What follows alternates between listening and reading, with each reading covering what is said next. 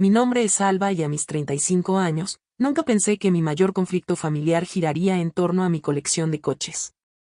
Después de 15 años de arduo trabajo en tecnología, había reunido 10 vehículos raros con un valor de $1.5 millones cada uno representando un hito en mi vida. Luego llegó la cena familiar donde mis padres exigieron que lo vendiera todo para comprarle una casa a mi hermana, que estaba crónicamente desempleada. Lo que pasó después cambió nuestras vidas para siempre. Déjenme contarles cómo terminé moviendo 10 coches en medio de la noche y por qué mi hermana acaba de enviarme un mensaje de texto desde su primer trabajo. Antes de entrar en esta increíble historia, dejen un comentario haciéndome saber desde dónde me están viendo y denle a me gusta y suscríbanse si alguna vez tuvieron que defender algo que aman. Mi amor por los coches comenzó cuando era una niña pequeña. Mi abuelo tenía un pequeño taller de reparación de automóviles en la zona rural de Michigan, y cada fin de semana les rogaba a mis padres que me dejaran visitarlo. Mientras otros niños de mi edad jugaban con muñecas, yo le pasaba las llaves a mi abuelo y aprendía sobre motores. El olor a aceite de motor y el sonido de las herramientas de metal chocando contra las piezas del motor se convirtieron en mis sensaciones favoritas. Recuerdo la primera vez que me dejó sentarme al volante de un Mustang de 1965 que estaba restaurando. Solo tenía 8 años, pero en ese momento supe que los coches serían parte de mi vida para siempre.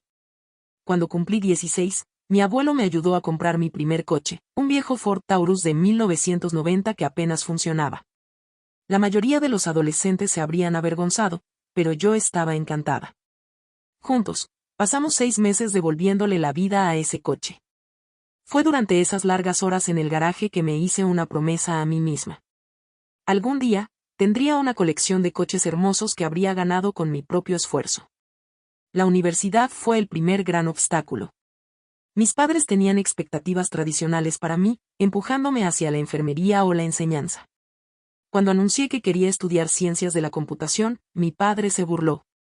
Dijo que la tecnología era solo una moda y que debería centrarme en algo práctico. Mi madre se preocupaba de que nunca encontraría un marido en un campo tan dominado por hombres. A pesar de sus objeciones, pedí préstamos estudiantiles y perseguí mi pasión. Esos 4 años fueron difíciles. Trabajé 2 trabajos a tiempo parcial mientras mantenía una carga académica completa. Dormir era un lujo que rara vez disfrutaba. Muchas noches las pasé programando hasta el amanecer, impulsada por café barato y determinación. Mis compañeros de piso pensaban que estaba loca, pero yo tenía una visión de mi futuro que me mantenía en marcha. Después de la graduación, conseguí un trabajo en una pequeña startup tecnológica. El sueldo era terrible, las horas eran peores, pero la experiencia fue inestimable. Absorbí todo lo que pude sobre desarrollo de software, operaciones comerciales y gestión de productos. Mi jefe, David, se convirtió en un mentor que vio potencial en mí que incluso yo a veces dudaba. En 3 años, había sido ascendida 2 veces y ayudé a la empresa a conseguir su primer cliente importante. A los 27 años, tomé el mayor riesgo de mi vida. Dejé mi trabajo y fundé mi propia empresa de software. El primer año fue aterrador. Convertí la sala de estar de mi pequeño apartamento en una oficina y viví de fideos ramen y determinación. Codifiqué día y noche, construyendo una plataforma de gestión de relaciones con clientes específicamente diseñada para talleres de reparación de automóviles. Inspirada por los problemas que había presenciado en el negocio de mi abuelo. Poco a poco mi empresa creció de 3 empleados trabajando en mi apartamento. Nos expandimos a una oficina real con 15 personas, luego 30, luego 50. Para el 5.º año, teníamos más de 150 empleados y clientes en todo el país. El año pasado, vendí una participación del 30% de la empresa a inversores. Por una suma que todavía parece irreal cuando la veo en mi cuenta bancaria a lo largo de este viaje, a medida que se alcanzaba cada hito profesional, aumentaba mi colección de coches. Cada vehículo fue cuidadosamente elegido no solo por su valor monetario, sino por lo que representaba en mi vida. El primero fue un Ford Mustang de 1967, similar al que mi abuelo había estado restaurando hacía tantos años. Lo encontré en una venta de bienes cuando tenía 28 años, justo después de conseguir nuestro primer cliente corporativo importante. Necesitaba mucho trabajo, pero restaurarlo me conectó con esos recuerdos de la infancia en el garaje de mi abuelo. Luego vino un Jaguar E-Type Serie 3 de 1974 después de cerrar mi primer negocio de 7 cifras. Las líneas elegantes y el color verde de carreras británico hicieron que mi corazón se acelerara la primera vez que lo vi. Recuerdo conducirlo por carreteras costeras, el potente motor V12 rugiendo mientras contemplaba lo lejos que había llegado. El Porsche 911 Carrera RS de 1973 fue una historia diferente. Lo descubrí olvidado en un granero cubierto de polvo y apenas funcionando. El dueño anterior se había dado por vencido, pero yo vi potencial. Durante 18 meses, trabajé con un especialista en restauración, aprendiendo junto a él, ensuciándome las manos siempre que podía. El día que volvió a la vida fue uno de mis logros más orgullosos. Mi colección creció hasta incluir una recreación del Mercedes-Benz 300 SL Gullwing, un Ferrari 328 GTS de 1988, uno en una subasta benéfica. Un Chevrolet Corvette Stingray de 1963 con ventana dividida, un Aston Martin DB5 de 1964 restaurado. Un raro BMW M1 de 1981. Un Lamborghini Countach 25º Anniversary Edition de 1989 y un Dodge Viper RT10 de primera generación de 1992. Cada coche tenía su historia, su conexión con un desafío superado o una meta alcanzada. No eran solo vehículos. Eran manifestaciones físicas de mi viaje. Recordatorios de la niña que una vez le pasó llaves a su abuelo y soñó con algo más. Pasaba los fines de semana manteniéndolos. Mis manos todavía encontraban consuelo en la familiar sensación de las herramientas y las piezas del motor. Me uní a un club local de coches clásicos donde conocí a gente que entendía esta pasión. Jackson se convirtió en mi experto en restauración de confianza, enseñándome técnicas que nunca había aprendido de mi abuelo. Sofía, una talentosa fotógrafa automotriz, ayudó a documentar mi colección con un detalle impresionante. Organizábamos exhibiciones anuales de coches benéficas recaudando dinero para becas para mujeres en campos STEM. Estos coches y estas personas se convirtieron en mi santuario, un mundo aparte de las presiones de dirigir una empresa tecnológica en crecimiento. Cuando me deslizaba al volante del Porsche o pulía el cromo del Corvette, encontraba una paz que me eludía en otros lugares. Cada vehículo llevaba recuerdos de los caminos recorridos, los obstáculos superados y la mujer en la que me había convertido. Poco sabía que esta colección, construida con tanto cuidado y significado personal, pronto se convertiría en el centro de un conflicto familiar que pondría a prueba mis límites y me obligaría a defender lo que había construido. Para entender el conflicto que se estaba gestando, deben conocer a mi hermana Natalie. 7 años menor que yo, Natalie creció como la pequeña de la familia, la que todos protegían y mimaban. Mientras esperaba que yo ganara mi asignación ayudando en casa, Natalie recibía la suya automáticamente. Cuando tuve que ahorrar durante meses para comprar una bicicleta nueva, mis padres la sorprendieron con una solo porque mencionó que le gustaba la de una amiga. Este patrón continuó en nuestra adolescencia. Cuando Natalie tenía 16 años, tomó prestada mi cámara sin permiso y la dejó caer, rompiendo la lente. En lugar de hacer que ella pagara las reparaciones, mis padres sugirieron que yo debería haber sido más cuidadosa con el lugar donde la dejaba. Cuando usó mi ropa sin preguntar y las devolvió manchadas, me dijeron que compartir era lo que hacían las hermanas. La universidad destacó aún más nuestras diferentes trayectorias. Yo trabajaba en varios empleos y pedía préstamos para cubrir mi matrícula. Natalie, mientras tanto, tenía su educación totalmente financiada por nuestros padres. Sacrificaron sus ahorros para la jubilación para asegurarse de que se graduara sin deudas, un lujo que yo nunca experimenté. Cambió de carrera 3 veces. Finalmente se decidió por comunicaciones antes de abandonar en su tercer año, decidiendo que la universidad no era para ella.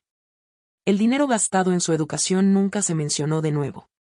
Mientras yo construía mi carrera en la empresa, Natalie divagaba. Trabajó como barista durante 6 meses antes de renunciar porque no le gustaban las horas tempranas. Intentó el comercio minorista, pero se fue después de una discusión con un gerente. Fue recepcionista, paseadora de perros, asistente personal y brevemente gerente de redes sociales para una boutique local. Ninguno de estos puestos duró más de unos pocos meses. Entre trabajos, viajaba, publicando fotos de playas y complejos turísticos mientras su deuda de tarjetas de crédito aumentaba. A pesar de su inestabilidad financiera, Natalie mantenía un estilo de vida caro. Su apartamento estaba amueblado con piezas de diseño. Su armario contenía ropa con etiquetas que me hacían abrir los ojos. Cuando le preguntaba cómo se pagaba estas cosas, Ella mencionaba vagamente las tarjetas de crédito o un amigo generoso. A veces salía con hombres ricos que financiaban su estilo de vida temporalmente hasta que la relación inevitablemente terminaba. A lo largo de todo esto, nuestros padres sostenían que Natalie simplemente se estaba encontrando a sí misma. Mi madre decía, todavía es joven o tiene un espíritu libre. Mi padre se encogía de hombros y comentaba que no todos eran tan ambiciosos como yo, como si la ambición fuera una especie de defecto de carácter. Mi éxito, mientras tanto, era tratado como algo esperado en lugar de celebrado. Cuando conseguí mi primer cliente importante, la respuesta de mi madre fue, «Eso es bonito, querida», antes de preguntarme inmediatamente si estaba saliendo con alguien. Cuando compré mi primer coche nuevo con mi propio dinero, mi padre comentó que trabajaba demasiado y que debería concentrarme en formar una familia antes de que fuera demasiado tarde. Mi relación con mis padres siempre había sido complicada. Me querían. Nunca lo dudé. Pero no me entendían. Veían mi independencia como terquedad, mi ambición como una peculiaridad extraña que eventualmente cedería ante prioridades más tradicionales. Cuando hablaba de mi negocio, sus ojos se ponían vidriosos. Cuando mencionaba mis coches, mi padre suspiraba y decía algo sobre malgastar dinero en cosas que simplemente se quedan en un garaje. A pesar de las tensas dinámicas, traté de mantener una relación con mi familia. Llamaba semanalmente, los visitaba en vacaciones y les enviaba regalos pensados. También traté de ayudar a Natalie cuando pude, creyendo que eso era lo que haría una buena hermana. Cuando agotó sus tarjetas de crédito a los 22 años, le pagué el saldo de 10,000 pesos, haciéndola prometer que sería más cuidadosa. Lo fue durante unos 6 meses antes de que el ciclo comenzara de nuevo. Cuando necesitaba un coche para las entrevistas de trabajo, le dejaba mi BMW de uso diario. Solo para que me lo devolviera con recipientes de comida para llevar vacíos esparcidos por el asiento trasero y el tanque de gasolina casi vacío.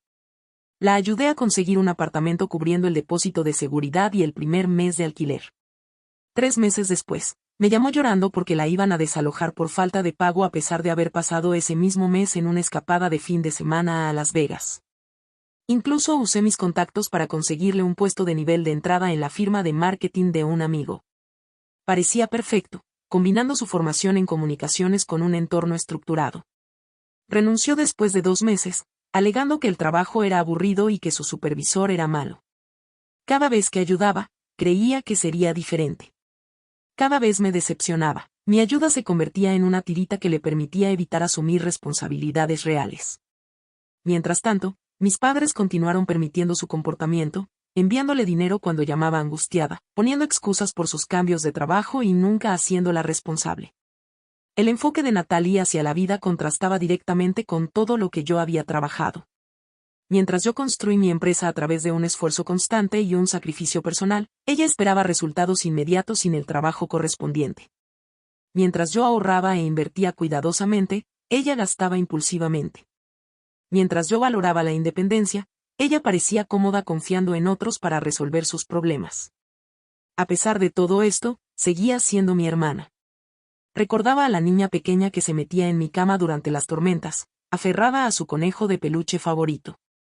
Recordaba haberle enseñado a andar en bicicleta, haberle vendado las rodillas raspadas y haberla defendido de los matones del barrio. Esos recuerdos hacían difícil establecer límites, incluso mientras la veía repetir los mismos patrones año tras año. Lo que no me daba cuenta era que mis esfuerzos por ayudar no eran vistos como generosos por mi familia. En cambio, se consideraban lo mínimo, una obligación en lugar de una elección.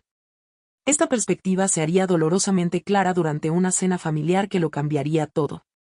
La llamada llegó un martes por la noche justo cuando estaba celebrando el cierre de un importante acuerdo que expandiría nuestro software a los mercados internacionales. Mi teléfono se iluminó con la foto de contacto de mi madre y respondí con la buena noticia en la punta de la lengua. Ella me interrumpió antes de que pudiera compartir.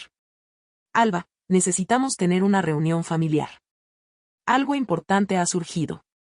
Su tono era serio, carecía de la calidez a la que estaba acostumbrada, incluso en nuestras conversaciones más tensas. ¿Puede esperar hasta el fin de semana? Pregunté. Tengo reuniones consecutivas mañana y el jueves. No, esto es urgente. Te necesitamos aquí mañana por la noche a las 6. Su firmeza me sorprendió. Papá dice que es importante. Un nudo se formó en mi estómago. ¿Estaba alguien enfermo? ¿Le había pasado algo a mi abuelo? La preocupación reemplazó mi entusiasmo inicial cuando acepté la reunión. Al día siguiente, pospuse 2 llamadas con clientes y salí temprano de la oficina, conduciendo directamente a la casa de mis padres en los suburbios. Al entrar en el camino de entrada, noté el Honda Civic de Natalie estacionado al frente junto con un Lexus negro desconocido.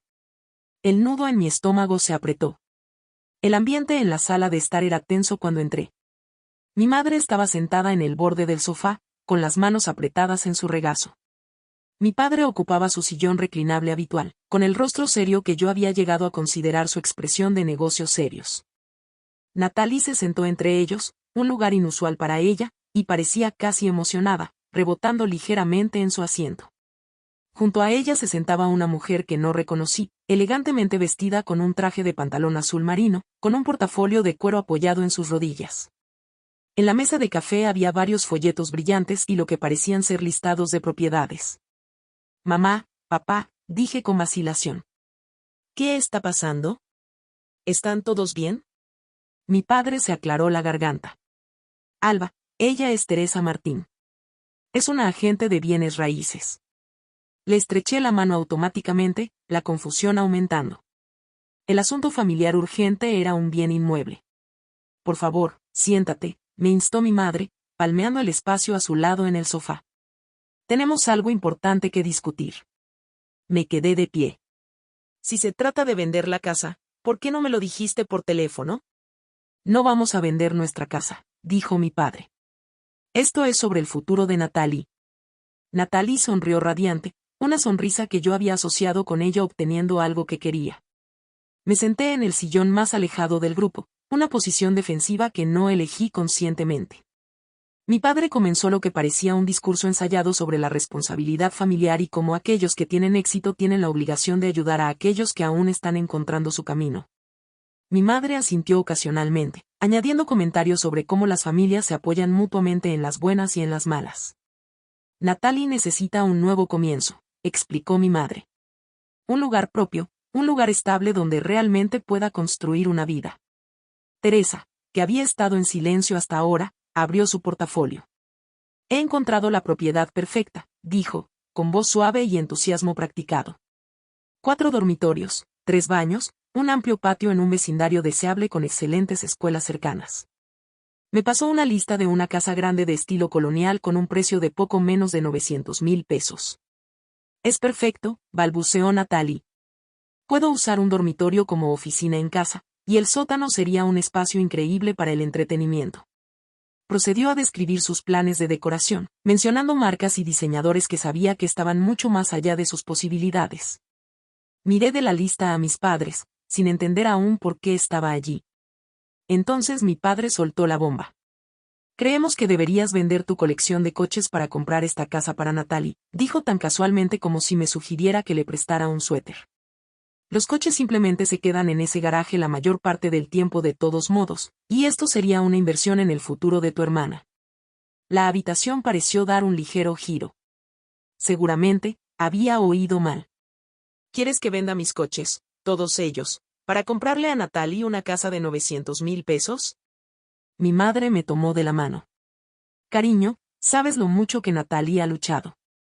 Esto le daría la estabilidad que necesita.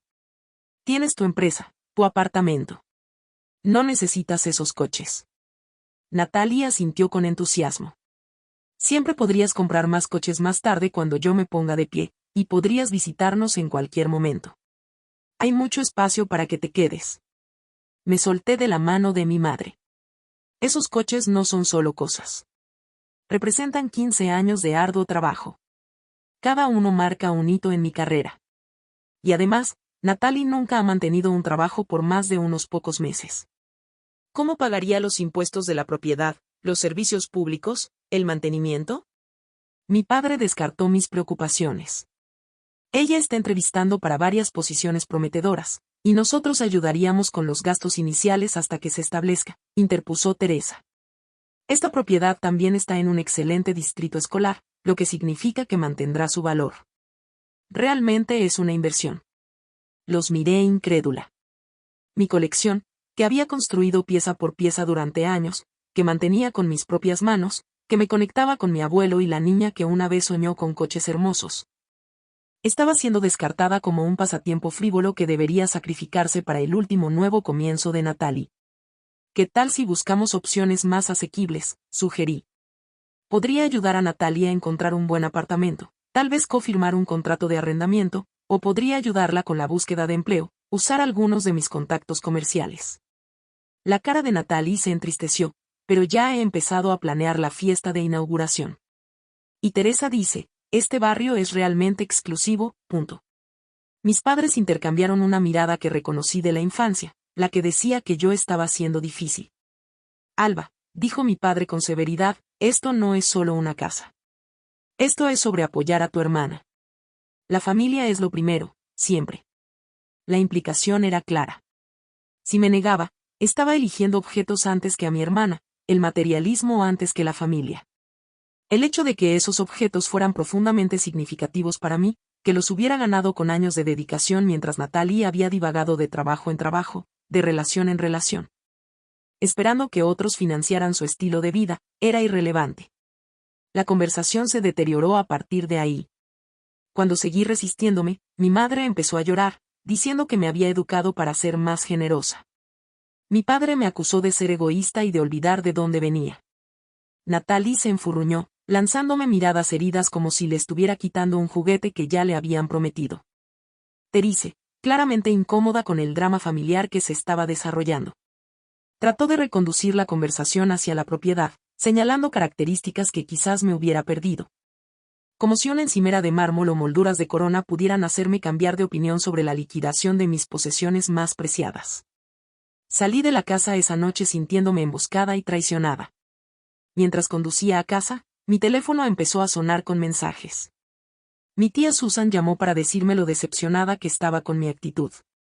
Mi primo Frank me envió un mensaje de texto diciendo que debería recordar cuánto habían sacrificado mis padres por mi educación, olvidando convenientemente los préstamos estudiantiles que todavía estaba pagando.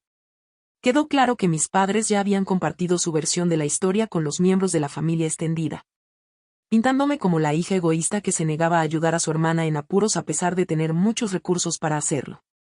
No se hizo mención de la ayuda que ya había proporcionado a lo largo de los años o de cómo se habían derrochado esos recursos. Me sentía aislada e incomprendida, atrapada entre mi amor por mi familia y mi necesidad de proteger lo que había construido. No dormí esa noche, reviviendo la conversación y preguntándome si me equivocaba al aferrarme tanto a mi colección, a las manifestaciones físicas de mi viaje. Pero cada vez que imaginaba vender el Mustang o ver el Porsche alejarse con un nuevo dueño, mi pecho se apretaba con una pena que parecía demasiado intensa para ignorarla. La presión no disminuyó en los días siguientes. Mi madre me enviaba mensajes de texto diarios, con fotos adicionales de la casa que Natalie había anhelado. Mi padre dejaba mensajes de voz sobre la responsabilidad familiar y cómo sus padres le habían enseñado la importancia del sacrificio. Incluso parientes con los que rara vez hablaba se pusieron en contacto para ofrecer sus opiniones sobre lo que debería hacer con mi propia propiedad. Natalie, envalentonada por el apoyo de nuestros padres, comenzó a enviarme enlaces a muebles que planeaba comprar para su nueva casa, como si mi acuerdo fuera una conclusión inevitable. Incluso me reenvió un correo electrónico de Teresa sobre las tasas hipotecarias y los costos de cierre, agregando solo para tu información para cuando vendas los coches. La propia Teresa llamó 2 veces, describiendo la casa como una oportunidad de inversión excepcional y sugiriendo que nos reuniéramos para discutir la posible venta de mi colección. Mencionó conocer a varios coleccionistas que podrían estar interesados en comprar los vehículos en lote, ahorrándome la molestia de las ventas individuales. La suposición de que eventualmente cedería bajo presión era exasperante. Nadie parecía considerar que estos coches eran míos, comprados con dinero que había ganado, mantenidos con habilidades que había desarrollado y apreciados por razones más allá de su valor monetario. La situación se intensificó drásticamente un sábado por la tarde. Estaba en mi garaje realizando el mantenimiento rutinario del Ferrari cuando un coche se detuvo en mi camino de entrada. Natalie salió, seguida por 2 personas que no reconocí, un hombre y una mujer vestidos con ropa casual cara. Antes de que pudiera preguntar por qué estaba allí, Natalie pasó por mi lado y entró en el garaje. Estos son mis amigos, Kate y Samantha, anunció. Querían ver los coches. Kate está muy interesado en los vehículos clásicos. La miré, atónita por la presunción. No puedes simplemente aparecer sin avisar con extraños para ver mis coches. Ella puso los ojos en blanco. No seas tan dramática. Kate incluso podría estar interesado en comprar uno cuando vendas. Él colecciona Porsches antiguos. Kate se movió hacia el 911 con la mano extendida como si fuera a tocar el capó. Me interpuse entre él y el coche. Por favor, no toques nada, dije con firmeza. Estos no están a la venta y no te invité aquí. Samantha se rió. Un sonido tintineante que me puso los nervios de punta. Natalie dijo que eras protectora con tus juguetes. Parece un poco tonto para alguien de tu edad, ¿no?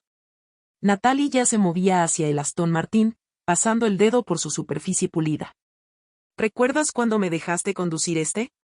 Me sentí totalmente como una espía.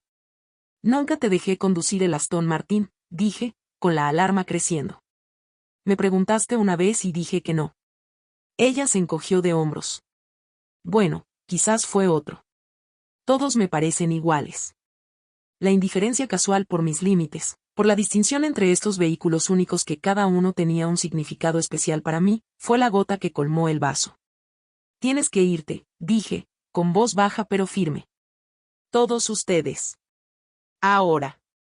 Natalie parecía sorprendida, como si la posibilidad de que le pidieran que se fueran nunca se le hubiera ocurrido. Pero acabamos de llegar. No me importa.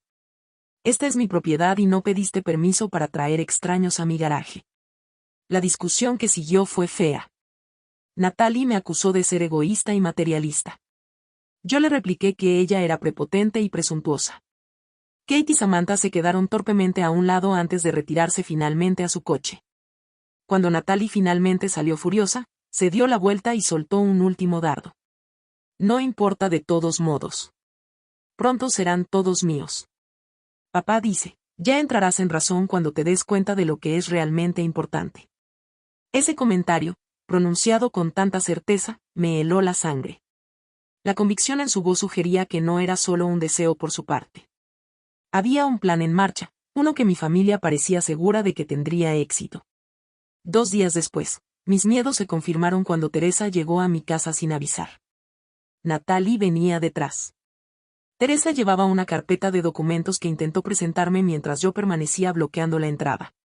Solo necesito unas cuantas firmas, dijo alegremente. He encontrado un comprador interesado en toda la colección. La oferta es muy razonable considerando la venta rápida. Natalie rebotaba sobre sus talones detrás de ella. ¿No es genial? Sin problemas para ti y podemos cerrar la casa el próximo mes. Me quedé sin palabras, mirando la carpeta como si contuviera algo venenoso. Cuando finalmente encontré mi voz, estaba firme a pesar de mi corazón acelerado. No he acordado vender nada, dije. Ni siquiera lo he considerado, y ciertamente nunca firmaría nada sin que mi abogado lo revisara primero. El profesionalismo de Teresa flaqueó ligeramente. Su padre me dio la impresión de que esta era una decisión familiar que ya se había tomado. Mi padre no tiene autoridad sobre mi propiedad, respondí. Tampoco Natalie. Estos coches me pertenecen solo a mí, comprados con mi dinero y titulados a mi nombre. La cara de Natalie se nubló. ¿Por qué eres tan difícil? Es solo algo. Cosas que puedes volver a comprar más tarde. Cerré la puerta sin responder, luego me apoyé en ella, con el corazón latiéndome. Esto había ido más allá de las tácticas de presión a algo que se sentía peligrosamente cerca de la coerción. La forma casual en que habían llegado con papeleo esperando que firmara bienes por valor de $1.5 millones era asombrosa en su audacia. Esa noche, noté algo que me provocó otra oleada de inquietud. La llave de repuesto de mi garaje, que guardaba en un gancho en mi cocina, había desaparecido. No podía recordar la última vez que la había visto, lo que significaba que podría haber desaparecido durante días o incluso semanas. Llamé a Jackson, mi amigo del club de coches y experto en restauración, para compartir mis preocupaciones. Su respuesta no fue tranquilizadora. Es un momento extraño, dijo. Alguien me llamó la semana pasada preguntando por tu colección, queriendo saber detalles específicos sobre los coches y su valor. Dijo que era un comprador potencial. Cuando le pedí más detalles, colgó. Al día siguiente, revisando las imágenes de las cámaras de seguridad que había instalado alrededor de mi propiedad, descubrí algo inquietante. Mientras yo estaba en el trabajo, Natalie y mi padre habían visitado mi casa usando una llave para entrar. Pasaron casi una hora en mi garaje examinando los coches, abriendo puertas y tomando fotos.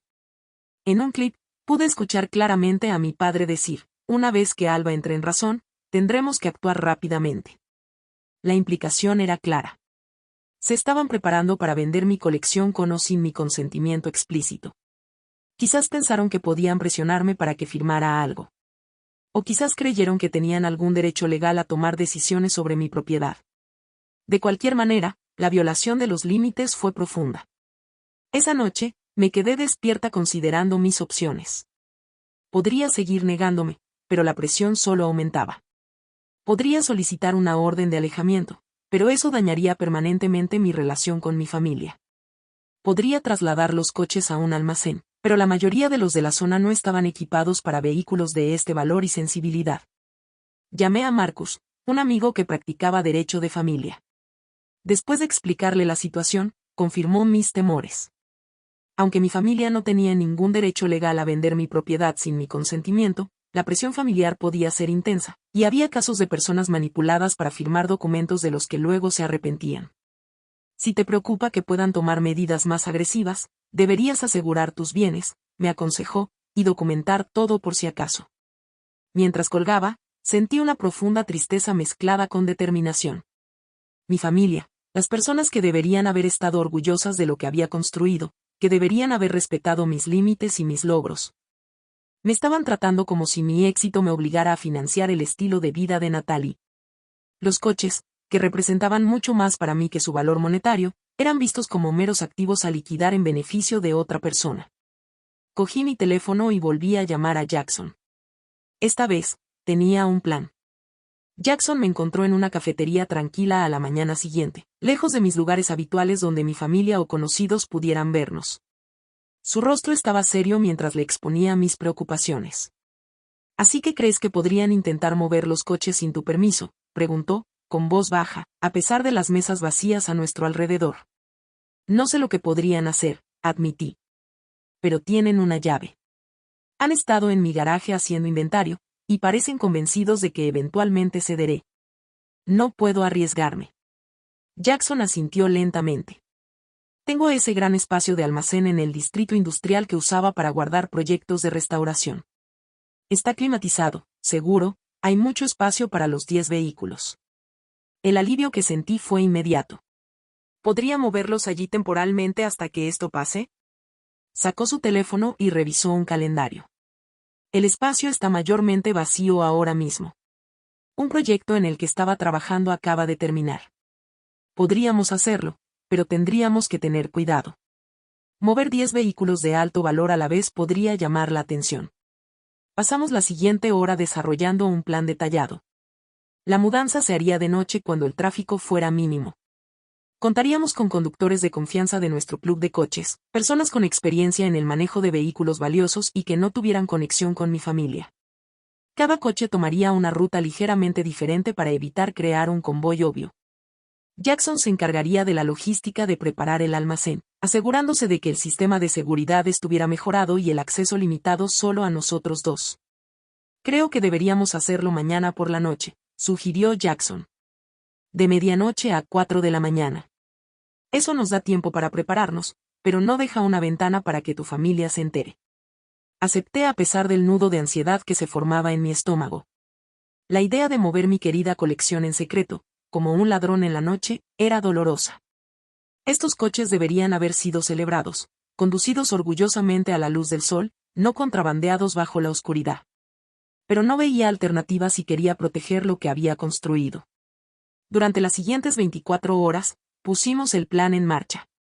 Jackson reclutó a otros 8 conductores, todos personas por las que él respondía personalmente.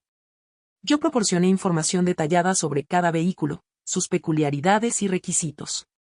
Trazamos diferentes rutas hacia el almacén, estimamos el tiempo y creamos un sistema de comunicación utilizando un grupo de chat privado.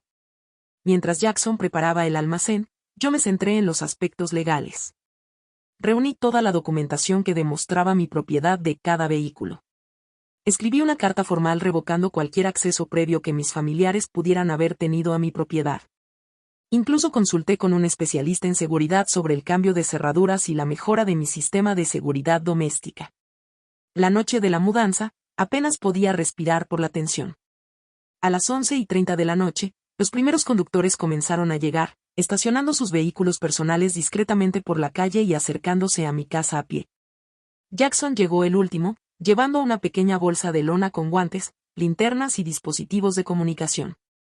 Nos reunimos en mi garaje, 10 conductores, incluyéndome a mí y a Jackson. De pie entre los coches que habían definido gran parte de mi vida adulta. Mirándolos bajo las duras luces del garaje, sentí una ola de emociones tan fuerte que casi me dobló las rodillas. Estas máquinas no eran solo metal, cuero y pintura. Eran manifestaciones físicas de mi viaje, recordatorios tangibles de obstáculos superados y metas alcanzadas. Está bien, dijo Jackson en voz baja, rompiendo el momento. Todos conocen su vehículo y su ruta. Teléfonos en silencio, auriculares puestos, protocolo de emergencia en marcha. Nos movemos en intervalos de 5 minutos, empezando por el Mustang. ¿Preguntas? La sala estaba en silencio. Eran amantes de los coches. Entendían lo que significaban esos vehículos. También entendían lo que significaba que yo sintiera la necesidad de moverlos en secreto. Sofía, una compañera del club que había fotografiado mi colección en numerosas ocasiones, me apretó el brazo. Estarán a salvo, prometió. Nos aseguraremos de ello. A medianoche en punto, la puerta del garaje se abrió en silencio. El primer conductor, un mecánico jubilado llamado George, se deslizó en el Mustang. El motor arrancó inmediatamente, un suave ronroneo en la noche tranquila. Salió del garaje y bajó por el camino de entrada, con los faros apagados hasta llegar a la calle. Luego desapareció en la oscuridad. Uno por uno, los coches abandonaron mi garaje. El Jaguar, el Porsche, el Mercedes. Cada partida se sentía como ver una parte de mí misma alejarse. Me quedé en el espacio cada vez más vacío.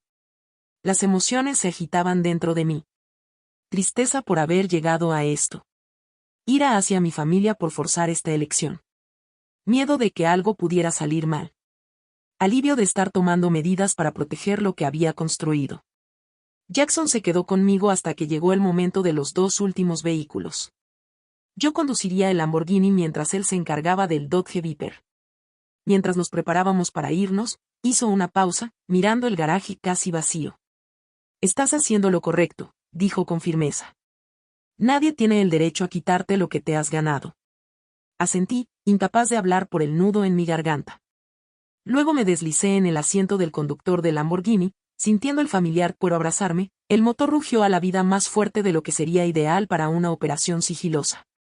Pero no había forma de evitar la naturaleza dramática del Countach.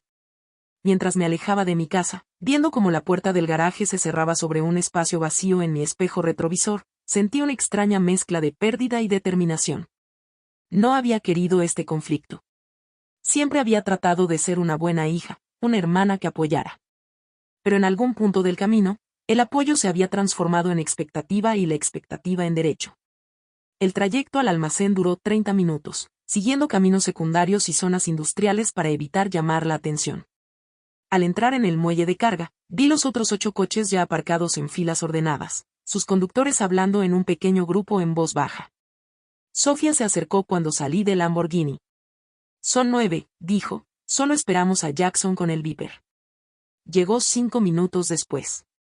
El distintivo rugido del motor V10 del Viper anunciando su aproximación mientras estacionaba junto a los otros vehículos, completando la colección. Un suspiro colectivo pareció liberarse del grupo.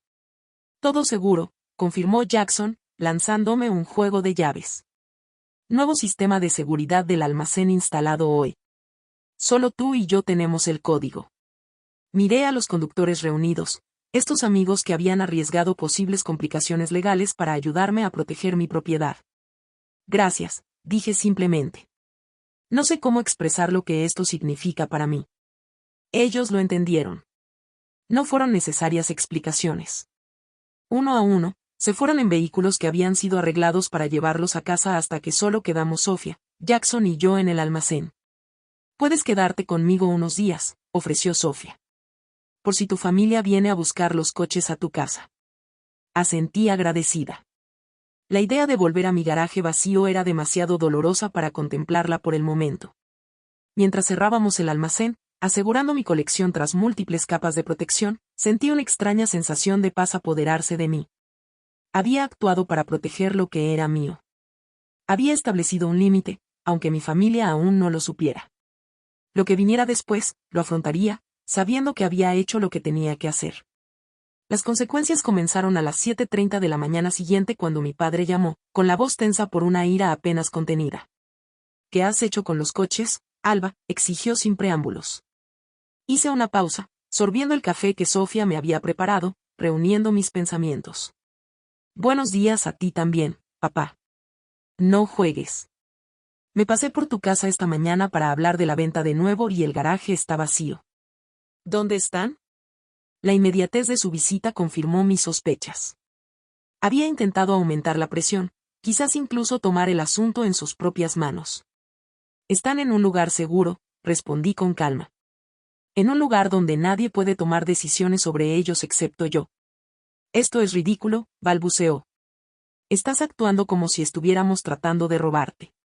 Estamos tratando de ayudar a tu hermana a construir una vida estable tomando lo que he trabajado 15 años para construir. Eso no es ayuda, papá. Eso es robo. A pesar de tus intenciones, la conversación se deterioró a partir de ahí. Mi padre me acusó de ser egoísta, materialista y desleal a la familia. Yo mantuve la calma, repitiendo que los coches eran de mi propiedad, comprados con mi dinero y no disponibles para que otros los reclamaran. Poco después, mi madre llamó con lágrimas en la voz. ¿Cómo pudiste hacerle esto a tu hermana? Ella contaba con esa casa. Ya les dijimos a los vendedores que estábamos interesados. No había acordado nada, le recordé, hiciste promesas en mi nombre sin mi consentimiento, porque pensamos que harías lo correcto. Respondió ella como si mi negativa a liquidar mis bienes en beneficio de Natalie fuera una falta moral en lugar de un límite. Los mensajes de texto de Natalie fueron menos comedidos. Una serie de mensajes airados llenos de acusaciones y blasfemias inundaron mi teléfono. Afirmaba que le había arruinado la vida, destruido su oportunidad de ser feliz y demostrado que nunca me había importado. El último mensaje fue particularmente revelador. Papá dice, podemos demandarte por los coches ya que pertenecen a la familia, punto. Ese mensaje provocó una llamada inmediata a Marcus, mi amigo abogado. Cuando le conté la amenaza de Natalie, se rió sin humor. No tienen absolutamente ninguna base legal para reclamar tu propiedad, me aseguró. Pero el hecho de que crean que podrían tenerla es preocupante. Sugiere que se han convencido a sí mismos de que tienen derechos que en realidad no poseen. 3 días después de la mudanza, llegó una carta formal de un bufete de abogados que no reconocí. Solicitaba la devolución inmediata de bienes familiares que habían sido retirados indebidamente, citando una obligación con el bienestar familiar y el patrimonio compartido. Marcus revisó la carta y resopló. Esto es un disparate legal, dijo. Hay un lenguaje amenazante envuelto en jerga legal, pero no hay una base legal real para sus afirmaciones. Están tratando de intimidarte. Con su ayuda, redacté una respuesta. Era breve e inequívoca, declarando que los vehículos eran mi única propiedad legalmente comprada y titulada únicamente a mi nombre, y que cualquier intento de reclamar lo contrario sería respondido con la acción legal apropiada. También incluí un aviso formal revocando cualquier permiso que mis familiares pudieran haber tenido para entrar en mi propiedad, señalando específicamente que cualquier llave en su posesión debía ser devuelta inmediatamente y que la entrada no autorizada sería tratada como allanamiento de morada. La carta fue una línea trazada en la arena, un límite establecido en los términos más claros posibles. Enviarla fue una de las cosas más difíciles que había hecho, pero también una de las más necesarias. La respuesta de Natalie fue una serie de mensajes de voz que alternaban entre la rabia y la manipulación llorosa. Me acusó de elegir coches por encima de su felicidad, de traicionar a la familia y, finalmente, de no haberla querido nunca. El último mensaje terminaba con la amenaza de denunciar los coches como robados a la policía. Esa amenaza cruzó una línea. Con la guía de Marcus, envié una última comunicación a toda mi familia. Fue directa y firme, explicando que los coches eran legalmente míos, su ubicación estaba segura y documentada, y cualquier denuncia falsa a las autoridades constituiría una denuncia policial falsa, lo cual era un delito en sí mismo. Luego bloqueé el número de Natalie, configuré las llamadas de mis padres para que fueran directamente al buzón de voz y me alejé de la situación. El constante aluvión de culpa, manipulación y amenazas había pasado factura a mi salud mental. Necesitaba espacio para procesar lo que había sucedido y para decidir cómo seguir adelante. Durante este periodo de contacto limitado, me entregué al trabajo. La empresa había sido algo descuidada durante la crisis familiar y varios proyectos importantes requerían mi atención. También me uní a un grupo de apoyo para personas que lidiaban con dinámicas familiares difíciles, encontrando consuelo en las historias de otros que habían enfrentado desafíos similares. Pasaron 3 meses con un contacto mínimo con mi familia. Enviaba respuestas breves y educadas a los mensajes ocasionales de mis padres, pero mantenía límites firmes sobre lo que estaba dispuesta a discutir. Ignoraba los cada vez más infrecuentes mensajes de texto de parientes lejanos que ofrecían opiniones no solicitadas sobre la situación. Durante este tiempo, sucedió algo inesperado. Sin mi apoyo financiero y con nuestros padres incapaces de cumplir la promesa de una casa, Natalie se vio obligada a valerse por sí misma por primera vez en su vida adulta. Según las cautelosas actualizaciones de mi madre, Natalie había conseguido un trabajo en una cafetería llamada Java Junction. Era un trabajo de nivel inicial, preparando lattes y sirviendo pasteles, con horarios que comenzaban antes del amanecer. Mi madre mencionó esto con un tono que sugería que esperaba que yo me horrorizara de que mi hermana se hubiera reducido a tal trabajo. En cambio, sentí un destello de esperanza. Un trabajo real con responsabilidades reales y consecuencias reales por el fracaso era exactamente lo que Natalie había evitado durante años. Quizás esta experiencia le proporcionaría la estructura y la responsabilidad que necesitaba. Mientras me centraba en sanar y reconstruir, canalicé parte de mi energía en proyectos positivos. Amplié el evento anual de coches benéficos, asociándome con una universidad técnica para crear un programa de becas para estudiantes desfavorecidos interesados en la restauración de automóviles. También comencé a hablar en podcasts sobre emprendimiento, compartiendo mi viaje, pero también tocando la importancia de los límites, incluso con la familia. Estas conversaciones fueron terapéuticas, permitiéndome procesar mis experiencias mientras potencialmente ayudaba a otros a enfrentar presiones similares. Luego, 3 meses y 2 semanas después de la noche en que movimos los coches, llegó un mensaje de texto de un número que no reconocí. Soy Natalie. Tengo un teléfono nuevo. Sé que probablemente no quiera saber de mí, pero quería decir que lo siento por todo. Estoy trabajando en Java Junction ahora. Si alguna vez quieres hablar, me gustaría. Sin presiones, sin hablar de coches, solo un café por mi cuenta. Miré el mensaje durante mucho tiempo, con las emociones revueltas. Era breve, simple y notablemente carecía del lenguaje dramático que Natalie solía emplear. No había acusaciones, ni chantajes, ni exigencias. ¿Podría la gente cambiar tanto en 3 meses? Era escéptica. Esto podría ser otra táctica de manipulación, un nuevo enfoque cuando los anteriores habían fallado, pero también podría ser genuino, un primer paso hacia la rendición de cuentas y una relación más sana. Después de mucha consideración, respondí, necesito algo de tiempo para pensar en esto, pero aprecio el mensaje. Su respuesta llegó rápidamente. Tómate todo el tiempo que necesites. Estaré aquí. Trabajando mucho. Esa pequeña pizca de humor autocrítico, tan diferente de la Natalie con derecho que había conocido, me hizo dudar. Quizás algo realmente había cambiado. 2 semanas después, acordé reunirme con ella en Java Junction durante su descanso. Estaba nerviosa, insegura de qué esperar, pero segura de que, pasara lo que pasara, mantendría los límites que tanto me había costado establecer. El mensaje de texto de Natalie había sido sencillo pero profundo en sus implicaciones. No había mención de coches, ni un atisbo de derecho, solo una disculpa directa y una invitación a hablar. El cambio de tono fue tan dramático que me acerqué a nuestra reunión con la misma dosis de esperanza que de escepticismo. Java Junction era una moderna cafetería independiente en un edificio industrial renovado del centro. Llegué temprano, eligiendo una mesa en la parte de atrás desde donde podía observar la puerta. Natalie estaba trabajando detrás del mostrador, vestida con el delantal verde de la empresa, el cabello recogido en una práctica cola de caballo. Se veía diferente de alguna manera, más sustancial, menos como la persona pulcra pero hueca que había cultivado durante años. Cuando me vio, me saludó con la mano, pero siguió atendiendo a los clientes. No hubo una reunión dramática, ni se apresuró a armar una escena. Simplemente terminó de ayudar a un hombre de negocios con su pedido, luego habló brevemente con su gerente antes de acercarse a mi mesa, todavía con su delantal. Gracias por venir, dijo, deslizándose en el asiento frente a mí. Tengo un descanso de 15 minutos ahora y luego, otros 30 después de la hora pico del almuerzo. Puso un gran latte frente a mí. Leche de avena, vainilla, un trago extra.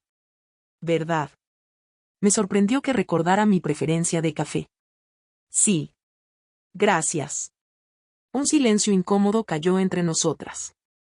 Años de conflicto y una traición reciente, creando un abismo que no se podía cerrar fácilmente con una conversación casual. ¿Te ves bien?, le ofrecí finalmente. El trabajo te sienta bien. Ella se rió. Un sonido genuino, sin la calidad teatral a la que estaba acostumbrada. No sé. Me duelen los pies todas las noches y todavía no puedo hacer arte latte para salvar mi vida. Pero es un trabajo honesto. Dudó. Debí haber hecho esto hace años, haber hecho lo que pediste, haber conseguido un trabajo de verdad, haberme mantenido a mí misma. Miró la mesa, dejé de esperar que los demás resolvieran mis problemas. La franqueza de su autoevaluación me tomó por sorpresa. Me había preparado para la manipulación, para intentos sutiles de restablecer la antigua dinámica, no para esta aparente autoconciencia. ¿Qué cambió?, pregunté con cautela. Todo, respondió ella simplemente. Cuando moviste los coches y te negaste a ceder, fue como un toque de atención. Mamá y papá no pudieron comprarme la casa que habían prometido. Estaban avergonzados con Teresa, con los vendedores. Papá estaba tan seguro de que cederías que había hecho todas esas promesas que no pudo cumplir. Retorció una servilleta entre sus dedos. Al principio, estaba furiosa contigo. Pero luego me di cuenta de algo. Todos estos años, había estado culpando a todos los demás de mis problemas. ¿Por qué no podía mantener un trabajo? ¿Por qué siempre estaba sin Blanca a pesar de toda la ayuda que recibía? Siempre era culpa de otra persona. Su descanso de 15 minutos se extendió a 20 mientras explicaba su viaje durante los últimos meses. Cómo se había visto obligada a enfrentarse a su falta de historial laboral al solicitar puestos. Como la primera semana en Java Junction había sido humillante, con clientes que la trataban como invisible o que eran groseros por asuntos triviales.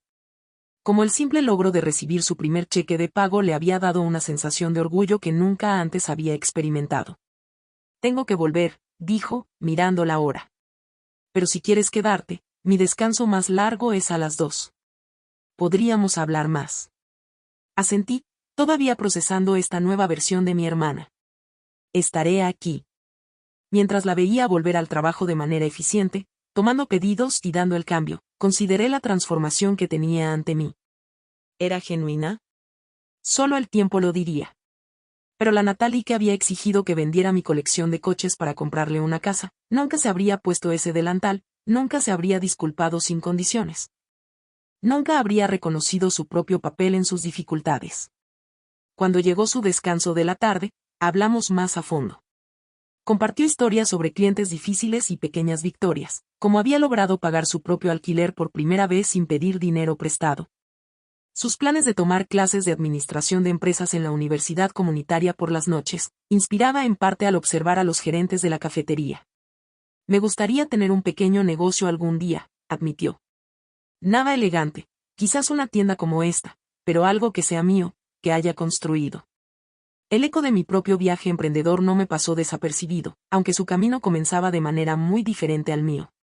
A medida que nuestra conversación continuó durante las semanas siguientes, las reuniones para tomar café se convirtieron en algo habitual. Natalie nunca pidió dinero, nunca mencionó los coches, nunca intentó restablecer los viejos patrones de dependencia. En cambio, hizo preguntas sobre presupuestos, sobre cómo equilibrar el trabajo y los estudios, sobre el comportamiento profesional en entornos laborales. 6 semanas después de nuestra primera reunión para tomar café, me sentí lo suficientemente segura en esta nueva dinámica como para abordar el tema de nuestros padres. ¿Has hablado mucho con mamá y papá?, pregunté con cautela. Ella asintió, removiendo su café. Todavía se están adaptando. Mamá sigue sugiriendo trabajos más fáciles, lugares donde no tendría que trabajar tan duro. Papá me ha ofrecido pagar el alquiler 3 veces ya. ¿Y se lo has permitido?, pregunté, poniendo a prueba los límites de esta nueva realidad. Natalie negó con la cabeza con firmeza. No, tengo que hacer esto yo misma. Por una vez en mi vida, quiero saber que puedo valerme por mis propios medios. Me miró. Estaba tan enfadada cuando te negaste a comprarme esa casa. Pensé que estabas siendo cruel. Ahora me doy cuenta de que habría sido cruel decir que sí. Esa conversación abrió la puerta a una cuidadosa reconciliación con nuestros padres. La primera reunión fue tensa, celebrada en un terreno neutral en un restaurante a medio camino entre nuestras casas. Establecí límites claros sobre lo que estaba abierto a discusión y lo que no. Mis coches, mis decisiones comerciales y mis elecciones financieras estaban fuera de los límites. Mi padre luchó con estas limitaciones. Su suposición patriarcal de autoridad sobre las decisiones familiares estaba profundamente arraigada. Mi madre vaciló entre la alegría de que sus dos hijas volvieran a hablarle y la incomodidad con la nueva dinámica donde sus tácticas de manipulación eran rechazadas suave pero firmemente. No fue una curación instantánea. Hubo tropiezos y viejos patrones que surgieron en momentos de estrés. Pero poco a poco comenzó a formarse un nuevo tipo de relación. Una construida sobre el respeto mutuo en lugar de la obligación y el derecho. En cuanto a mi querida colección de coches, permaneció en el almacén de Jackson durante 6 meses mientras yo resolvía estas complejas dinámicas familiares. Finalmente, cuando me sentí segura de que los límites que había establecido serían respetados, los trasladé de nuevo a un garaje recién asegurado en mi casa. Completo con un sistema de seguridad avanzado y protecciones legales que Marcus me había ayudado a establecer. La primera vez que Natalie los vio de nuevo fue casi un año después de la noche en que los habíamos trasladado en secreto. Había venido a ayudar con el evento anual de coches benéficos, ofreciéndose como voluntaria para gestionar las inscripciones y la venta de entradas. Mientras caminábamos por mi garaje preparando los vehículos para la exposición, se detuvo junto al porche. Ahora lo entiendo, dijo en voz baja. ¿Por qué estos significan tanto para ti? No son solo cosas. Son tu historia. Ese simple reconocimiento, viniendo de la persona que una vez había desestimado mi colección como juguetes frívolos, significó más de lo que ella podía saber. El viaje con mi familia continúa, con avances y ocasionales retrocesos. Pero la lección fundamental permanece. Establecer límites no es egoísta. Proteger lo que has construido no es cruel. A veces, lo más amoroso que puedes hacer por los demás es negarte a permitir patrones dañinos.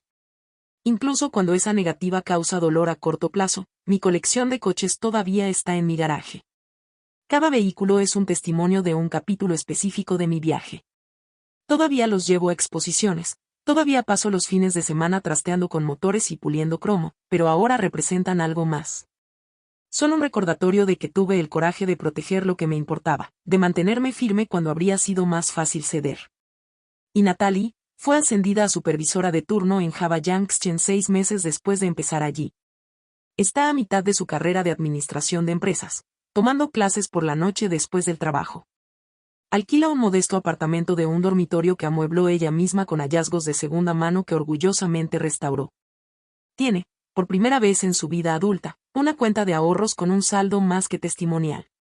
Nuestra relación es más fuerte ahora que nunca en nuestra infancia.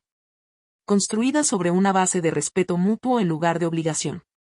Nunca seremos las mismas personas que fuimos antes de este conflicto. Pero quizás eso sea lo mejor. A veces, las experiencias más dolorosas conducen al crecimiento más necesario. ¿Qué habría pasado si hubiera cedido si hubiera vendido mi colección para comprarle a Natalie esa casa? El patrón habría continuado, la expectativa de rescate reforzada, la oportunidad para que ella descubriera su propia fuerza perdida. Al decir no, al proteger lo que había construido, finalmente le di algo mucho más valioso que una casa. Le di la oportunidad de construir su propia vida, una de la que pudiera estar realmente orgullosa. Ese es el poder de los límites saludables. No solo nos protegen a nosotros, a veces de maneras que no podemos prever. También protegen a quienes nos rodean, forzando un crecimiento que de otro modo nunca ocurriría. ¿Alguna vez has tenido que establecer límites difíciles con personas que amas? ¿Qué pasó cuando te mantuviste firme para proteger algo importante para ti? Me encantaría escuchar tus historias en los comentarios a continuación. Y si esta historia resonó contigo, por favor, dale a me gusta, suscríbete y compártela con alguien que pueda necesitar escuchar que mantenerse firme es a veces la elección más amorosa que puedes hacer. Gracias por acompañarme en este viaje, y recuerda, las cosas que construyes con tus propias manos y corazón merecen ser protegidas. Música.